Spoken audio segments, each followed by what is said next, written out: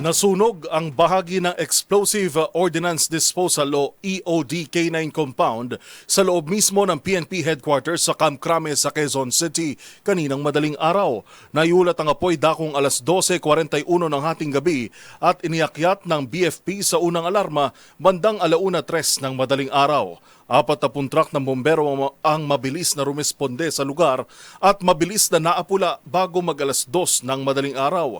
Ayon kay Fire Inspector Jeramil Valdez ng QC-BFP, walang nasaktan o casualty sa insidente pero hanggang sa mga oras na ito ay patuloy pang inaalam ang sanhi ng sunog. Noong nakaraang buwan lamang, nagkaroon din ng saglitang sunog sa Camp Crame na dumali naman sa ilang departamento ng PNP General Hospital.